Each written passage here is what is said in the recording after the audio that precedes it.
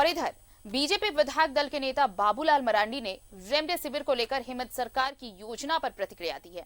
उनका ये कहना है कि राज्य की जनता को ये जीवन रक्षक दवा आसानी से उपलब्ध हो, ये राज्य सरकार की प्राथमिकता में होना चाहिए। दरअसल कुछ दिनों पहले ये खबर आई थी कि राज्य सरकार बांग्लादेश से रेमडेसिविर नामक दवा खरीदने के लिए भारत सरकार से इजाजत मांग रही है। इस पूरे मुद्दे को लेकर हमारे सहयोगी राजेश कुमार ने बाबूलाल मरांडी के साथ बातचीत की है। सुनाते हैं आपको पूरी बातचीत। रेमडेसिविर नामक जो संजीवनी जैसी एक दवा है जिसकी नितांत कमी है देश में और उसके लिए हाय तौबा मची हुई है, लेकिन इस बीच मुख्यमंत्री का जो बयान आया था कि बांग्लादेश से इसे मंगाया जा सकता है अगर भारत सरकार इसकी इजाज़त दे तो। क्या आपने इस पर एक्सप्लोर किया?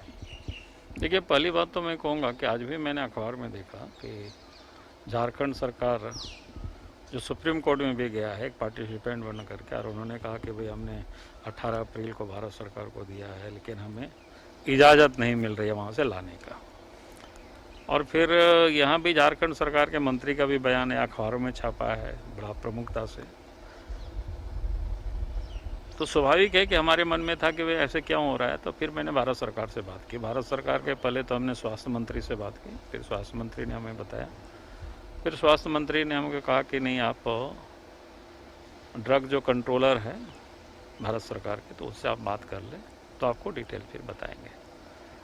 तो फिर मैंने उनसे बात की, तो फिर उन्होंने हमें बताया कि भाई सर, जिससे लोग दवा मांग रहे हैं उस कंपनी ने देश में कोई आवेदन नहीं दिया है। पहली बात तो क्योंकि सामान्य सिस्टम है कि कोई भी अगर दवा या कोई भी चीज़ें को हम बाहर से मंगाते हैं तो वो कंपनी भारत में है तो उनको रजिस्ट्रेशन कराना पड़ेगा, जो यहाँ मंगाएगा उसको इंपोर्ट का लाइसेंस भी बनाना पड़ेगा, और फिर चूँकि दवा है या कोई भी चीज़ें होती है तो फिर उसकी क्वालिटी की भी जांच होती है।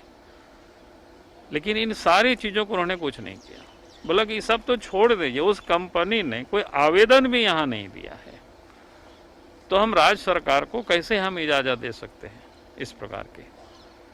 चूँकि ये जो क्या बोलते हैं रेमडेसिविर जो दवा है एक अमेरिकन कंपनी बनाती है, उन्होंने भारत में 7 ऐसे कोई लाइसेंस दिए हुए हैं और भारत से अन्य जगहों पे 2 दिए हुए हैं, और बांग्लादेश में बन रहा है उसकी कोई ऑथेंटिसिटी नहीं है, उन्होंने संभवतः पेटेंट भी नहीं कराया है।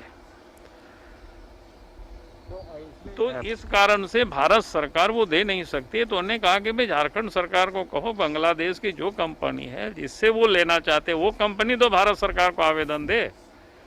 दवा में कोई खराबी नहीं है, सब कुछ ठीक है, तो वो सरकार से प्रॉपर वो अप्लाई तो करे, आवेदन दे कि भाई हम भारत में दवा को ये देना चाहते हैं।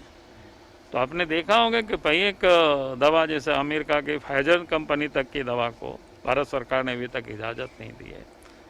क्यों नहीं दिया, कि इसलिए नहीं दिया है, जितना मैंने अखबारों में पढ़ा वो मैंने बात नहीं किया है, कि आपने देखते होंगे कि भाई भारत सरकार उसको पहले यहाँ के क्लाइमेट में, यहाँ के जलवायु में वो ठीक होगा कि नहीं होगा, बाकी सारी चीज़ें पता यहाँ तो ट्रायल करने के लिए तब फिर उसकी इजाज़त देंगे। तो कहने का अर्थ है हर कुछ का कोई नॉर्म्स बना हुआ है, उस नॉर्म्स के बिना पालन किए किसी को कोई ऐसा इजाज़त नहीं दे सकता और देना भी नहीं चाहिए। राज्य सरकार जो कह रही है वो आधारहीन है, कहीं कोई ऐसा तथ्य नहीं आया जो, क्योंकि प्रॉपर अथॉरिटी से इन्होंने बात की है।